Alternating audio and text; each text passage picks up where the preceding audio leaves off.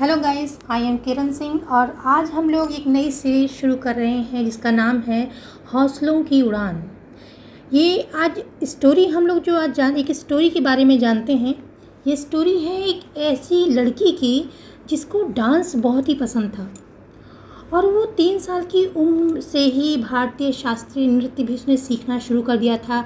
पढ़ाई के साथ साथ वो डांस भी सीखती थी और 16 साल की उम्र तक आते आते उसने कम से कम 75 से अधिक स्टेज शो भी किए थे और भरतनाट्यम की एक बहुत ही उत्कृष्ट कलाकार के रूप में उसे बहुत ही शोहरत मिली और राष्ट्रीय और अंतर्राष्ट्रीय बहुत से पुरस्कार भी मिले। लेकिन एक दिन वह जब अपने माता पिता के साथ कहीं जा रही थी तो उसका रोड एक्सीडेंट हो गया और उसके पैर उसमें घायल हो गए। डॉक्टर ने उसके दाहिने पैर में संक्रमण होने की बात कही और उसकी वजह से इसके पैरों को काटना पड़ा। जो लड़की नृत्य की इतनी शौकीन थी उसकी तो मानो दुनिया ही पलट गई थी।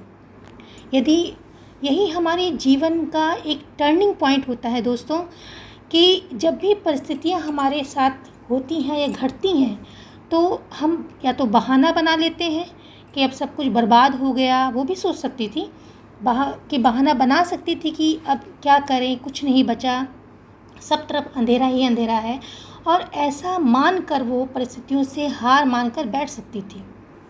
अब यहाँ पे या तो हम परिस्थितियों से हार मानकर बैठ जाते हैं या तो अपने बुलंद हौसलों से उसे परास्त करने की कोशिश करते हैं या सोचते हैं। उसने भी एक दृढ़ संकल्प लिया और अपने जो नृत्य का उसका शौक़ था उसी को अपना लक्ष्य बनाया। और जब हम सच्चे मन से किसी भी चीज़ को ठान लेते हैं तो जो ये यूनिवर्स है जिसको हम गॉड कहते हैं, खुदा कहते हैं, जो कि हमारा परम हितैषी है, वो भी हमें रास्ता दिखाता है। और उन्हें अचानक पता चला कि जो कृत्रिम पैर हैं उन पैरों से वो अपने लक्ष्य को पा सकती हैं। दोस्तों सोचिए कि कृत्रिम पैर से चलना और फिर नृत्य करना क्या आसान रहा होगा?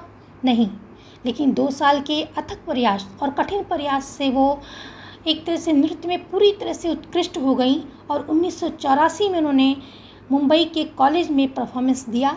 सारा हॉल तालियों से गूंज उठा और इनके जीवन पे एक मूवी भी बनी है, नाची मयूरी, जिसमें कि इन्होंने अपना काम भी इसमें किया है और आप सभी इनके नाम से भली भांति परिचित भी होंगे। इनका नाम है सुधा चंद्रन, जो कि टीवी सीरियल्स में नागिन और कहानी किसी रोज में अभी भी सक्रिय भूमिका में हैं। यहाँ एक बात याद आती है कि खुद ही को कर बुलंद इतना कि हर तकदीर से पहले खुदा बंदे से खुद पूछे, बता तेरी रजा क्या है। So thanks for watching.